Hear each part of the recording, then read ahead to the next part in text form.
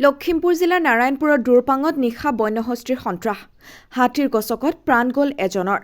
নাৰায়ণপুৰৰ অসম অৰুণাচল সীমান্ত দুৰপাঙত নিশা বন্যহস্তীৰ গছকত প্ৰাণ গ'ল এজনৰ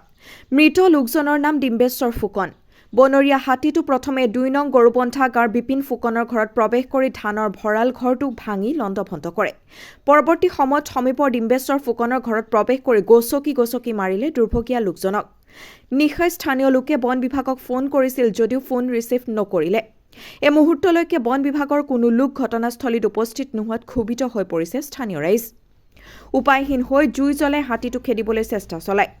কেৱল দুৰপাং কুৱেৰীৰ পৰা শিলবালি সৰবৰাহ কৰা অবৈধ ট্ৰেক্টৰ ডাম্পাৰৰ পৰা কমিছন সংগ্ৰহ কৰিবলৈ অহা বন বিভাগৰ লোকে সাধাৰণ জনতাক সুৰক্ষা প্ৰদানত চূড়ান্তভাৱে ব্যৰ্থ হোৱাৰ অভিযোগ ৰাইজৰ প্ৰায় সীমান্তৱৰ্তী অঞ্চলটোত বন্যহস্তীৰ সন্ত্ৰাস চলাই আহিছে যদিও বন বিভাগৰ কোনো খবৰ ল'বলৈ কল খাই মানুহৰ বিপদত বাহিৰলৈ ওলাই যাবলৈ ভয় মানুহ ইঘৰ পৰা সিঘৰলৈ কিবা এটা বিপদ হ'লে ওলাই যাবলৈ ভয় ইমানবিলাক কথা জনাৰ পিছতো প্ৰশাসনক এবাৰ দুবাৰ নহয় কতবাৰ জনোৱা হৈছে তাৰ ভিতৰতো তেওঁলোকে কোনো আহি আজিলৈকে দিয়াত হেৰি কৰেই নাই ফৰেষ্ট ডিপাৰ্টমেণ্টৰ ডেইলি কয় গাড়ী ধৰিবলৈ ফৰেষ্টৰ মানুহ আহে কি এইবিলাক কথা ক'লে তেওঁলোকে গুৰুত্ব নিদিয়ে টকা লাগে তেওঁলোকক অকল টকা বুটলিবলৈ আহে কোৱাইত দুখীয়া মানুহে কিবা এটা কৰি খাইছে সেইবিলাকৰ হাত মাৰিবলৈ আহে গতিকে আজিলৈকে কোনো ইয়াত থিয় হৈ পেলাই ৰাইজৰ কোনো এটা সহায় দিয়া নাই গতিকে এতিয়া এইটো ইমান এটা ঘটনা হোৱাৰ পিছত কালি ইমান ৰাতি মাতো জানো কোনো আহি ইয়াত থিয় নহ'লে গতিকে ইয়াৰ আমাৰ এটা ভাল ব্যৱস্থা কৰি দিব লাগিব আমাক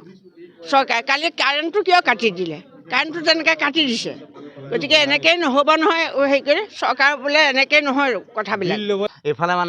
ইয়াত সেইদিনাখন মই দেখিছোঁ তাৰমানে কালি যিটো ঘটনা হৈছে সিফালৰ পৰা অকণমান টৰ্চ এটা মাৰি দিলে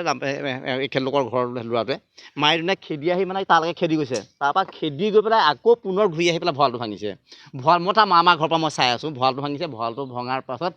আমাৰ ঘৰ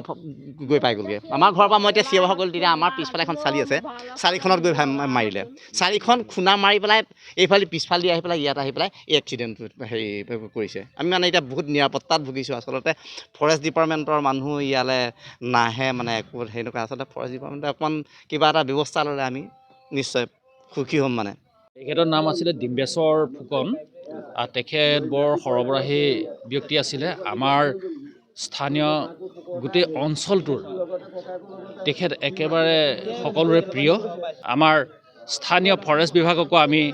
এই বিষয়ে বহুবাৰ নিবেদন কৰিছোঁ যিটো সময়ত তেখেতসকলে পদক্ষেপ ল'ব লাগে সেইটো সময়ত তেখেতসকলে এক ভাল পদক্ষেপ লোৱা আমাৰ পৰিলক্ষিত আজি পৰ্যন্ত হোৱা নাই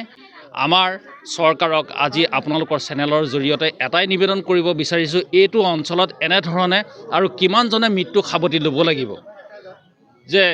প্ৰকৃততে তেওঁলোকে স্থায়ীভাৱে আমাৰ কাৰেণ্টৰ বেৰা যদি এইটো অঞ্চলত নিদিয়ে তেতিয়া কিন্তু এই উপদ্ৰৱৰ পৰা আমি কোনোদিনে হাত সাৰিব নোৱাৰোঁ আৰু এনেধৰণে আমাৰ মাজৰ পৰা আমাৰ ভাই ককাই বহুকেইজনে মৃত্যু সাৱটি ল'বলগীয়া হ'ব সেয়েহে আমি চৰকাৰক আজিৰ তাৰিখত এই ঘটনাটোৰ প্ৰতি লক্ষ্য ৰাখি এটা স্থায়ী বেৰাৰ নিৰ্মাণ কৰিবৰ বাবে আমি চৰকাৰক নিবেদন জনাইছোঁ তাৰমানে কালি যিটো ঘটনা হৈছে সিফালৰ পৰা অকণমান টৰ্চ এটা মাৰি দিলে এখেতলোকৰ ঘৰৰ ল'ৰাটোৱে মাৰি দিনে খেদি আহি তালৈকে খেদি গৈছে তাৰপৰা খেদি গৈ পেলাই আকৌ পুনৰ ঘূৰি আহি পেলাই ভঁৰালটো ভাঙিছে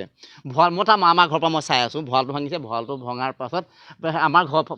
গৈ পাই গ'লগৈ আমাৰ ঘৰৰ পৰা মই এতিয়া চিঞৰ হৈ গ'ল তেতিয়া আমাৰ পিছফালে এখন চালি আছে চালিখনত গৈ মাৰিলে চালিখন খুন্দা মাৰি পেলাই এইফালে পিছফালে আহি পেলাই ইয়াত আহি পেলাই এই এক্সিডেণ্টটো হেৰি কৰিছে